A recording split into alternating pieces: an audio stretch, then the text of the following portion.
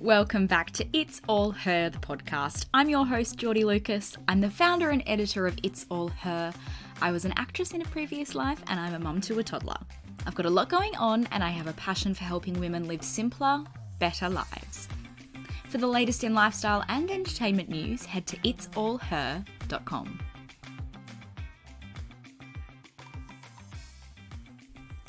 Hello and happy Wednesday. This week's episode is coming to you a day late because we had a long weekend here in Australia for Anzac Day, and I am coming to you from Sydney today. I had a job here this afternoon and I'm heading to an event tomorrow, so there's a little change of scenery. And can I tell you, my anxiety is at an all-time high being interstate and away from my 2-year-old. I really struggle with relenting control in all aspects in my life, but especially when it comes to my daughter. So being this far away, and for most people it's not that far. Sydney to Melbourne is not that far, but for me, not being just a short drive away from her, if something were to happen, I'm sure you can hear it in my voice, is causing me much distress. She probably hasn't given me a second thought. She's staying with my parents and she gets treated like a queen when she's there. Now, I posed this question to you all last night on my Instagram. What is the most stressful thing to you about parenting? And there were so many responses, varied responses too. Some of you find them sleeping or the food they eat really stressful. Others are more concerned about them getting sick, and there were a few of you who are like me and said that pretty much everything gives you anxiety. So thank you for reminding me that I am not alone in that regard. I am just trying to enjoy this day and a bit of alone time to get some work done and recharge a bit, and I'm just constantly reminding myself that she is fine and just to enjoy it. Right, let's get to this week's guest. Lisa Messenger is one of Australia's most successful and recognised entrepreneurs. You might remember her magazine, The Collective, or you may follow her for business tips on socials. I was so excited to catch up with her and talk about her successes, some of her failures, why she shut down the magazine, her tips for budding business owners post-COVID, and we also spoke about the political landscape in light of the upcoming election. Here's my chat with Lisa Messenger. Lisa Messenger, thank you so much for jumping on the podcast with us this week. I am beyond excited to hear all about your life and your career. How has the sort of second quarter of the year started for you? Oh, thank you for having me. I'm excited to be here. Second quarter. Are we in that already? I know. It's great. It's big and ever expansive. So yeah, no, it's going well. We have many tabs open in our life at the moment, but somehow managing to navigate them all. Yeah. So before we sort of get into what you're doing now and what the rest of the year holds for you, can we sort of take it back a little bit to your early life and perhaps some of your aspirations and goals as a young woman? Yeah. So, I mean, this is my 21st year of having my own business. I like to say I started when I was 4, not quite true. I've been around the block. My aspirations as a young woman, do you know what? I really didn't truly step into what I wanted to do or be probably until my late 20s. And so I think for anyone kind of listening, no matter what sort of age and stage you're at, it's okay to kind of fall into that at a later stage. Yeah. And I think until you've tried a number of different things, as I have now done, it's only then that you kind of, figure out what your purpose is. But if I go back from kind of school, I wanted to work with horses. So that was my first job. I left school and went straight to the UK and taught horse riding for 2 years pretty much. So that was where I thought I would end up, and it's still a great passion of mine, but I don't get to do it as often as I would maybe like. But yeah, that's what I thought I would do. I thought I'd be working with horses for the rest of my life. And so how did you fall into sort of this entrepreneurial sort of career that you have?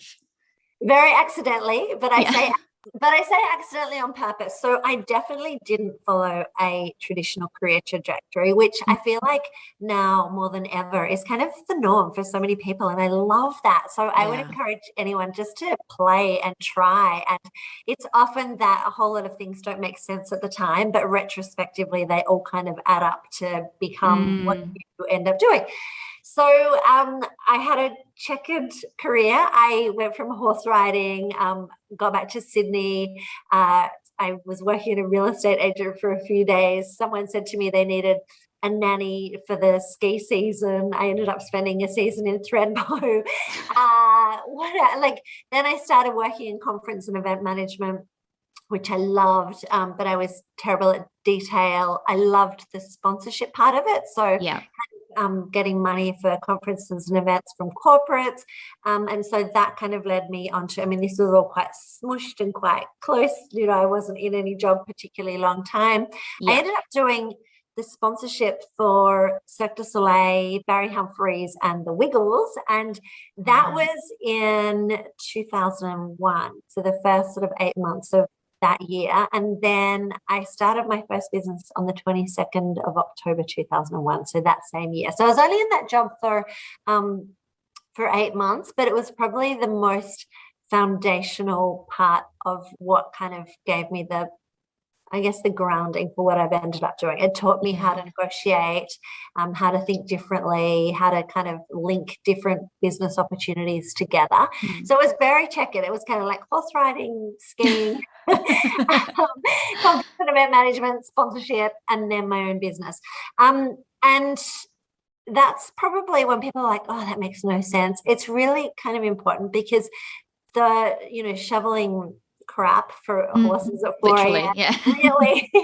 really taught me about like being grounded and hard work and that kind of thing. And so everything has taught me something. And even though really you could argue that like owning what is essentially a global publishing and media company now really has nothing to do with anything that I did in my former years. It actually in a way has everything to do with it because there are so many little things that have taught me.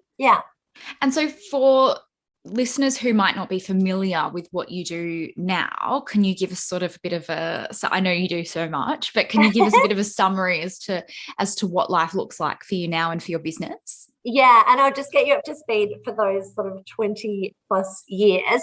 So left the job as working in sponsorship, pretty much got fired, but a very kind firing. It was like, I think you should do your own thing, which is the most amazing thing anyone could have ever done for me. And then I spent the next kind of 11 years over-servicing, undercharging, being everything to everyone. A lot of small businesses will relate to that. Circumnavigate that and speed it up. But there weren't many sort of entrepreneurs, or I didn't really know any other business owners back then. It certainly wasn't what it is today. And so I was a very slow learner. And so nothing was scalable, nothing was replicated. So I was kind of like, someone would say, can you help me with a marketing plan? Or can you help me launch my business? Or can you help me do some branding? And I was just like, yes, amazing. So full of passion, but it wasn't a very clever way to run a business. And then I kind of started helping people to produce books for a few years. When it all changed for me, so it was kind of 11-ish, bit longer years in, was February 2013, which is when I decided to launch a print magazine and called Collective Hub. And what I would say to anyone listening is I just felt it in my bones. And it really started from a pain point, as many businesses do, where I was reading the media and I was always frustrated. I was like, but how did they get there? Why did they get there? How did they have the money to do that? How did they come up with that idea?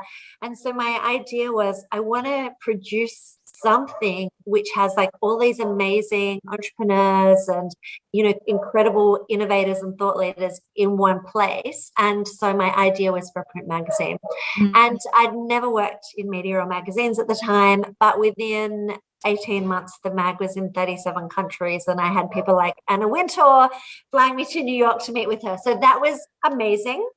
I then went on to do 54 issues of that magazine, and I decided to close it in April 2018, because, and I've written an entire book called Risk and Resilience about what not to do. The brand was kind of enormous. Everyone loved it. I loved it, but I scaled too quickly and I was hemorrhaging cash. So I had to kind of wind out and stop and reimagine what would be next. And to get to your point, what is next is the last couple of years I've been producing a lot of books, journals, affirmation cards, and digital products that basically are tools to inspire and educate entrepreneurs. So so we've done over 60 products in the last 2 years, I think, and and just growing and growing and growing. When you just said before you scaled too quickly, why is that a bad thing? Because I know so many people would, dream of the kind of success that you've had. So when you say scaled too quickly, what do you mean by that, and why is that a bad thing?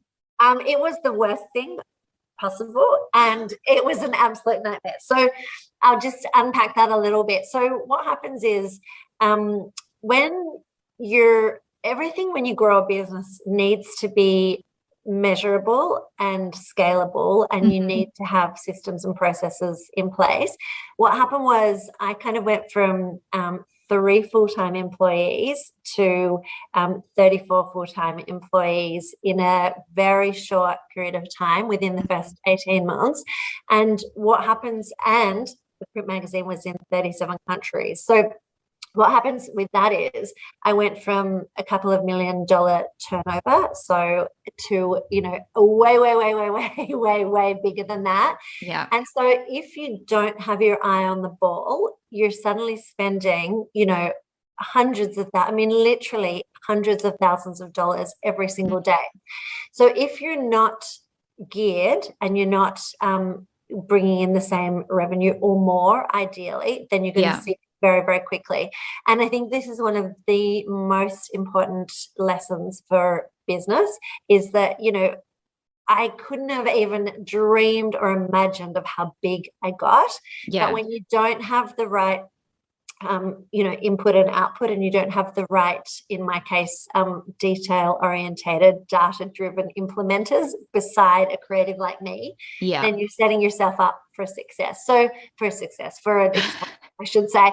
So, for example, now what my business looks like is we just worked out we've sold well over 4 million books, 4,100,000 something books and products. So it's a lot, right? Yeah. So if you think about that, every single product I go to print on now costs me a minimum of $60,000. So if I don't, and I'm pumping out, 60 products a year now. So if I didn't have that, like an absolutely well-oiled machine, I would sink myself very, very quickly. And what happens with a lot of people scale that right back is they go, I'm going to produce a pair of yoga tights.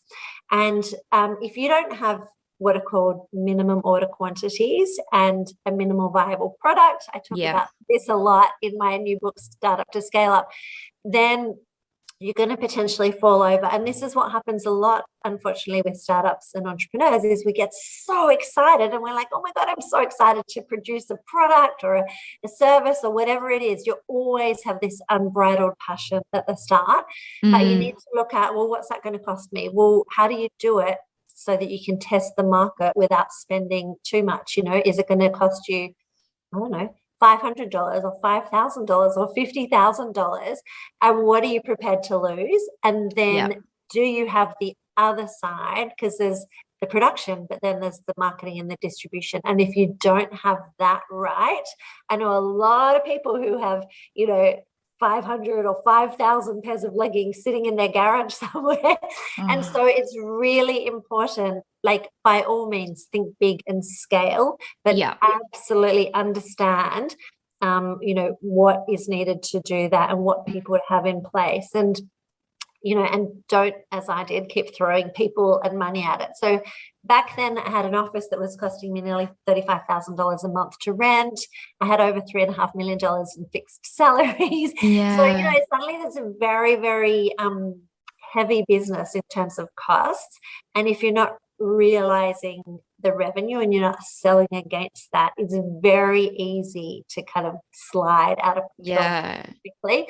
And so what became my greatest dream, like, you know, Anna Wintour flew me to New York. I spent time on Necker Island with Richard Branson, like amazing things. But which was, and you know, just such an incredible highlight of my career. But if behind the scenes you're hemorrhaging cash and it's not sustainable, it's suddenly not very fun, because every day you're kind of dialing for dollars. Every day I got to a point where I was like having to ring advertisers and sponsors and partners and say, please give me cash. And that's not fun. That is not it's awful. Because then you're working in the business, not on the business. You're not elevating above, you're in the weeds and you're in the guts of it, and it's a horrible place to be. It's just so interesting to touch on that, though, that what you see on Instagram and social media, not, you know, is just sometimes not the reality of what is going on behind the scenes. And obviously you're incredibly successful, and, you know, with Richard Branson and all these sort of things, but it's so interesting to know that that wasn't the reality of the situation.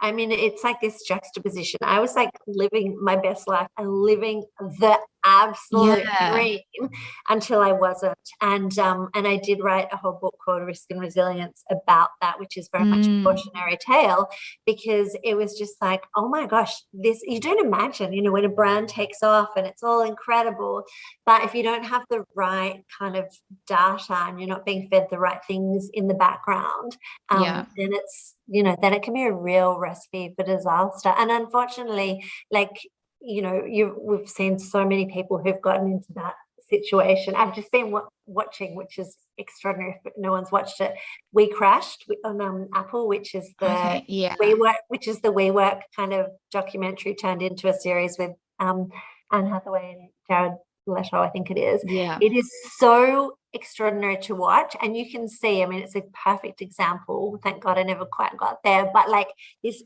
passion, and they just want to like do everything and change the world, but like he just loses all focus around the financials and lets his ego take over. And, you know, WeWork was one of the most successful businesses in history, and then suddenly it all came crashing down. So that is also a very good cautionary tale. So obviously you had to sort of bounce back from that, and at the moment a lot of small businesses in particular are bouncing back from COVID and the lockdowns. Do you have some tips for small business owners that are really in muddy waters at the moment? Yes. Firstly, I am praying for you and sending you lots of love, because it's really hard, you know, and I think I often say we can't control what comes at us. All we can control is our mindset, and we need to try to future-proof unforeseen circumstances, because things come at us, be it, you know, COVID, economic downturns, you know, things that happen in our personal life.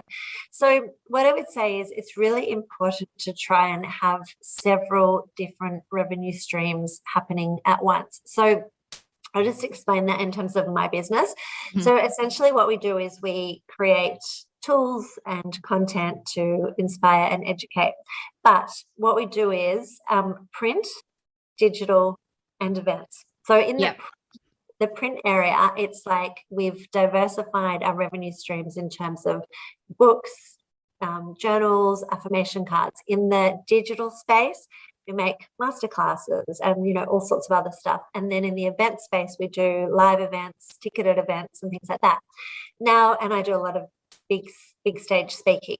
But what happened for me was during COVID, all the live events got ripped. So all of my speaking gigs, all of our live, you know, in-person events. So then I was able to move and go, okay, let's take more online and let's produce more physical books, because those two things weren't, you know, really impacted by COVID. We saw that a lot with traditional bricks and mortar businesses like hospitality, so restaurants and things like that, hairdressers, beauticians. I mean, really tough time.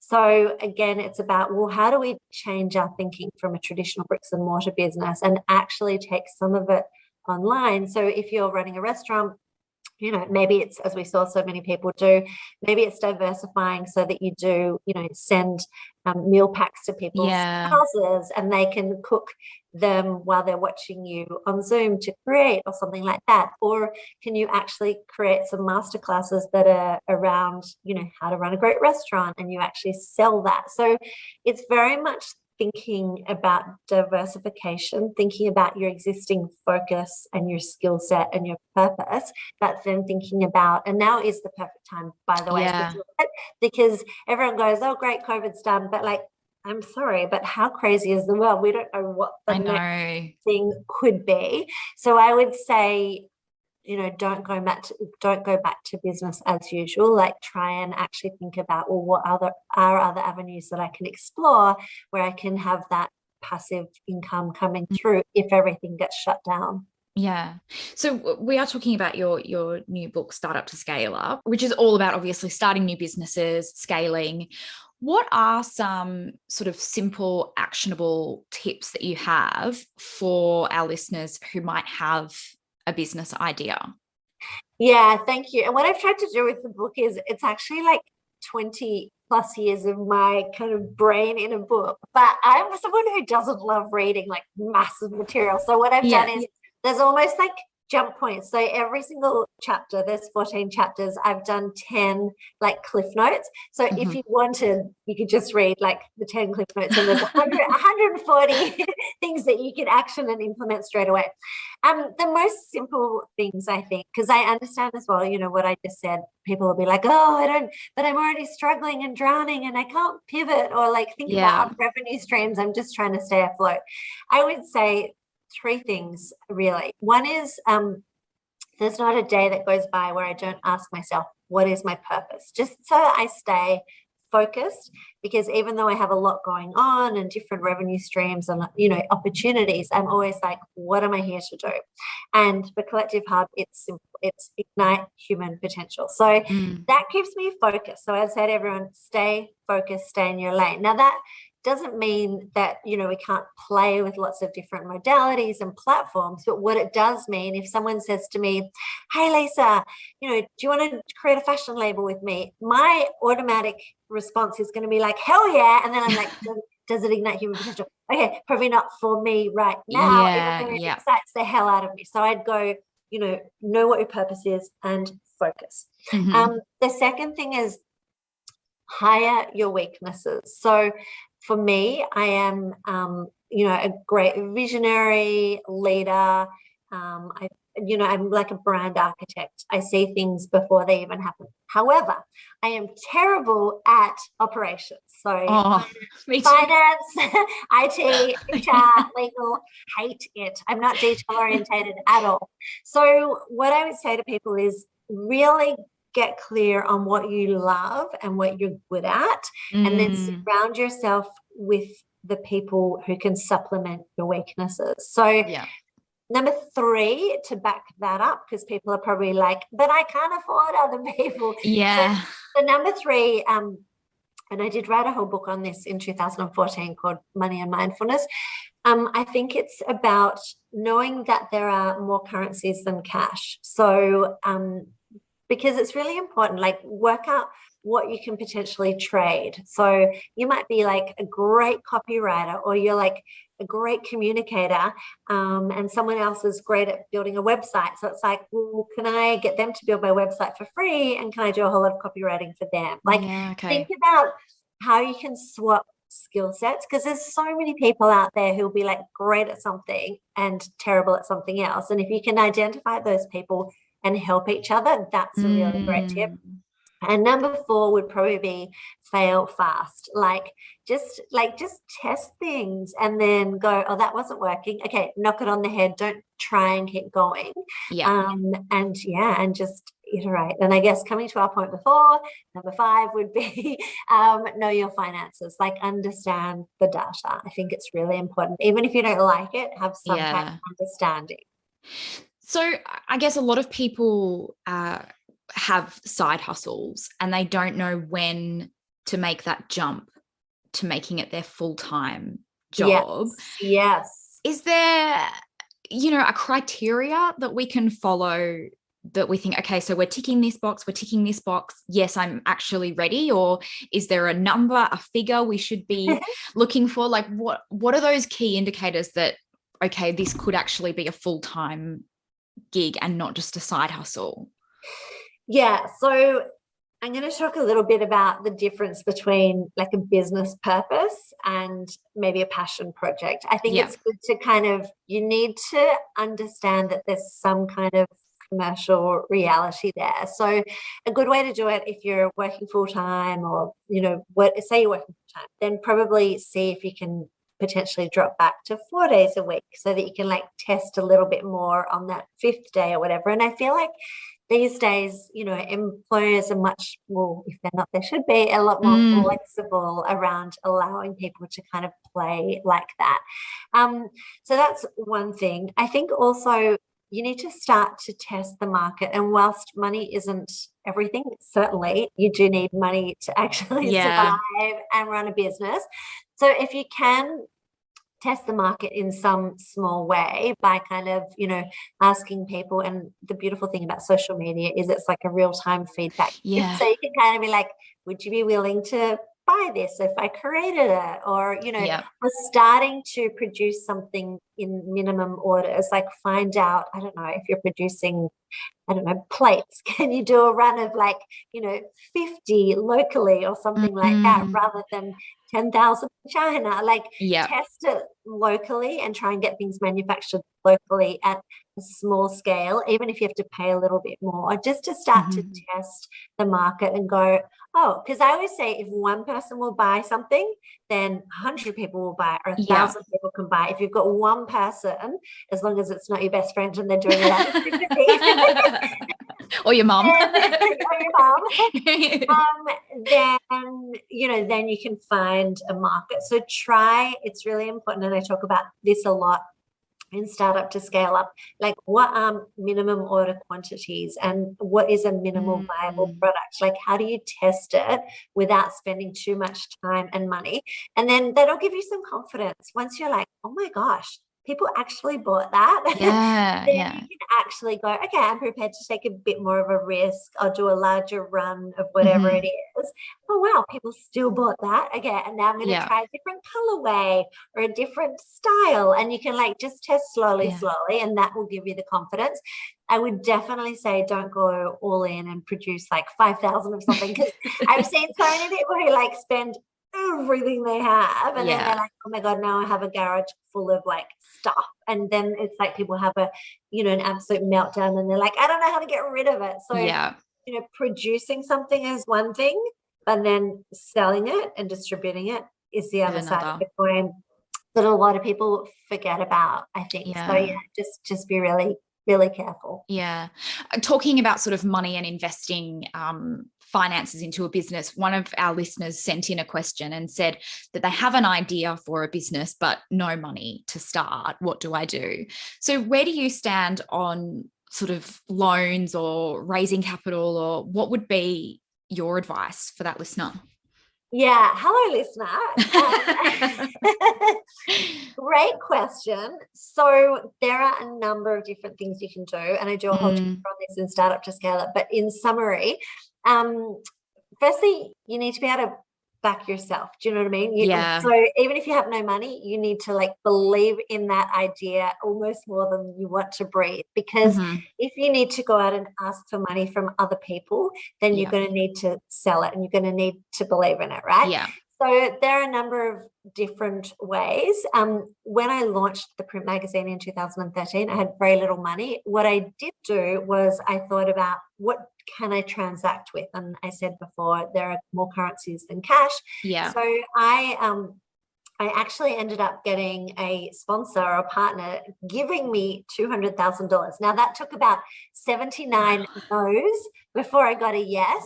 But I thought about it like this. I was like, okay, I'm going to have a physical print magazine. What can I sell against? Okay, I can, put articles on this company. I can put advertising. I can come and speak to their employees. I can give them physical copies of the magazine. So I kind of thought about all of the things I'd be able to give them. And then I was able to sell against that. Now, that was very unusual, that kind of money, but it took a lot of no's. It took a lot of people saying, what are you talking about? Print is dead or dying. Yeah. Who are you anyway? You have no experience. That's where the self-belief piece really, really comes in. You can also, go after investors, so people who have a stake or equity in your business. They have shares. My fiance is a very successful entrepreneur, and he always laughs at me because I've never had investors. I've had partners and sponsors. I've never had financial investors. I've always retained 100% ownership of my companies. But he's like, why would you use your own money? So he's very much come up with a business plan, go out to investors, get them to invest, and he will retain, 30% or something. Certain percentage, over time. That's a more complex thing. So there are pros and cons to that, which I go into more in the book, but there are certainly ways to do it. But if you can try and, bootstrap, which basically means use some of your own money to just start and to test something, it's much easier to get funding, be it, from a bank, from investors, from partners or sponsors, if you've got some kind of, case study to say, look, even if it's, I spent $500 of my own money or $5,000, depending on what it is. And here, this many people bought it and they got some market traction. If you can create a case study around that, people are then more likely to invest in you. Otherwise, they're really only investing in, hopefully something that you've put on paper that shows, the trajectory and the forecast of where it could go. But really all they're buying into at that point is you. So you've got to believe in yourself just so much so that they're like, okay, this person's got some pizzazz, Yeah. So we've just had the election called in Australia, and we are not a political podcast in any way, shape or form. However, the outcome of the election is important to for small business owners.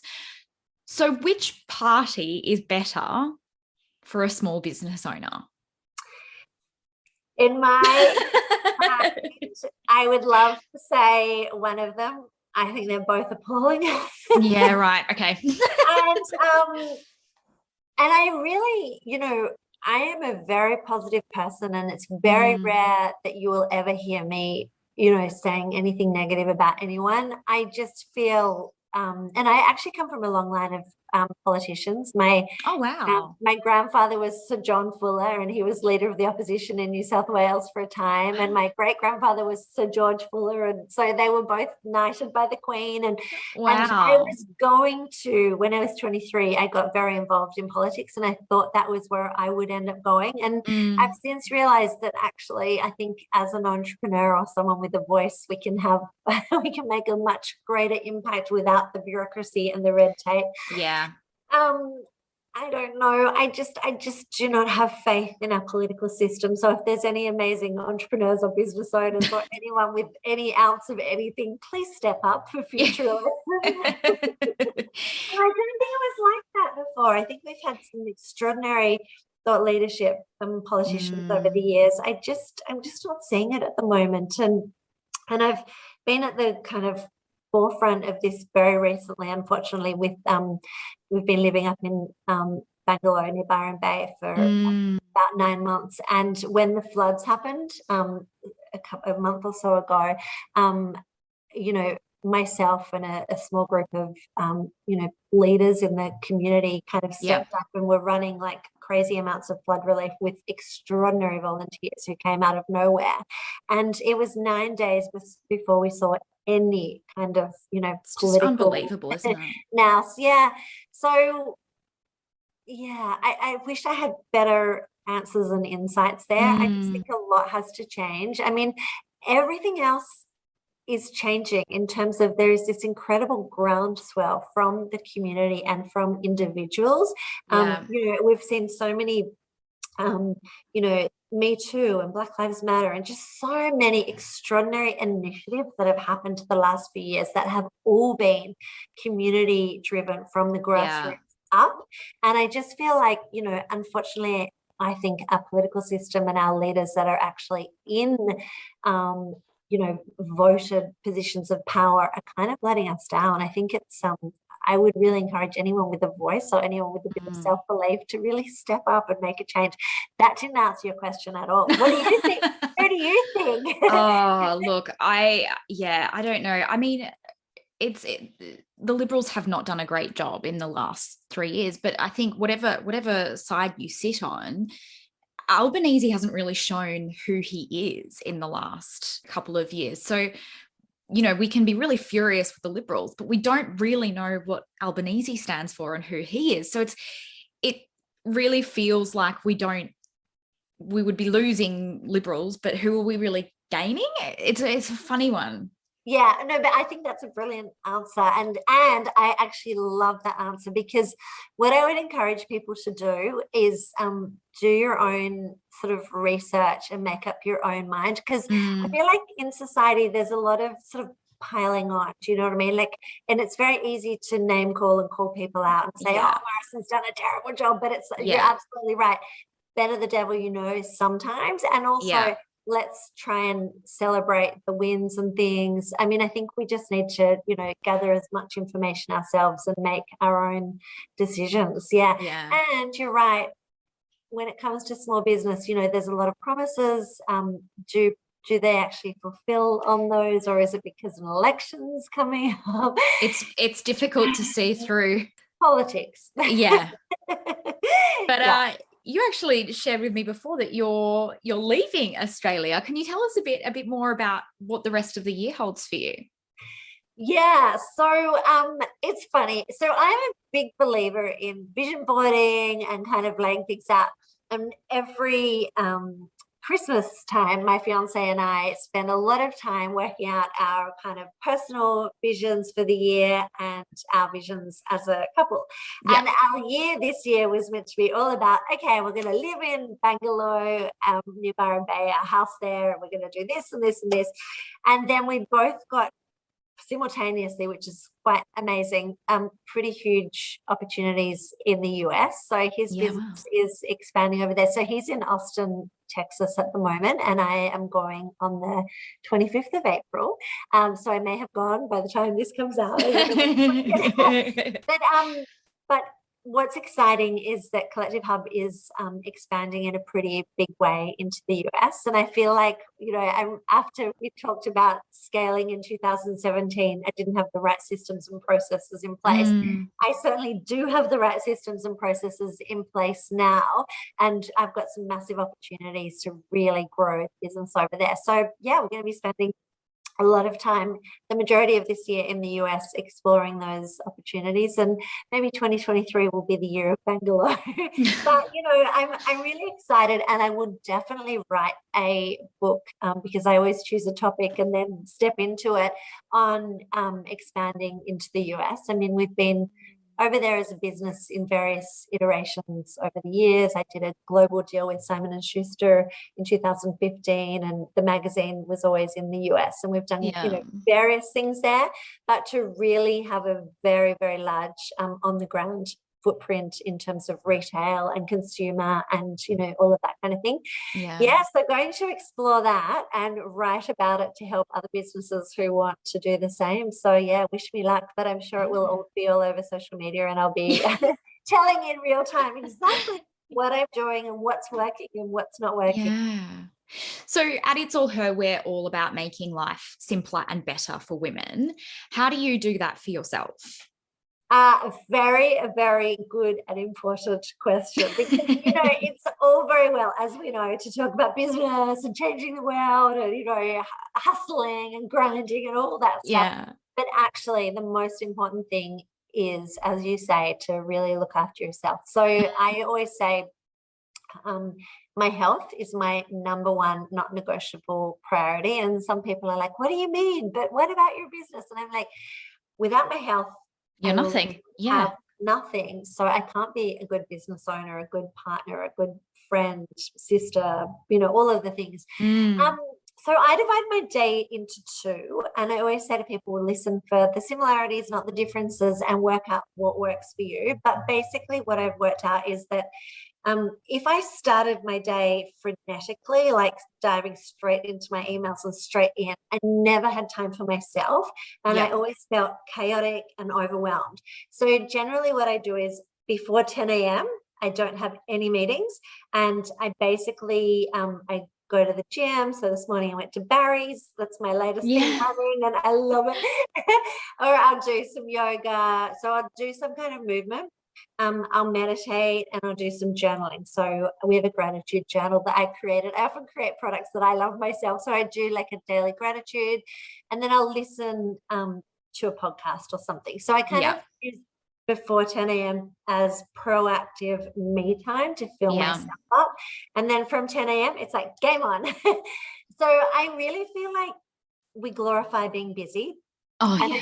I think, it's really important for us to have not negotiables and boundaries around really nurturing ourselves and looking after ourselves. And, anyone can make excuses. It's like, oh, but I've got kids, or I've got this, or I run a business, or this, or this, or this.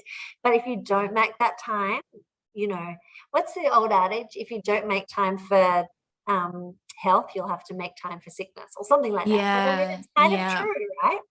Yeah. Definitely. Lisa, thank you so much for joining us on the podcast. You've given us so much to think about and obviously read, and you've kindly given us a discount for your book, which I will have in the show notes. Can't wait to keep up with your trip in the US. Amazing. Well, thank you so much for having me. You are a brilliant interviewer, and it has been an absolute pleasure. So thanks.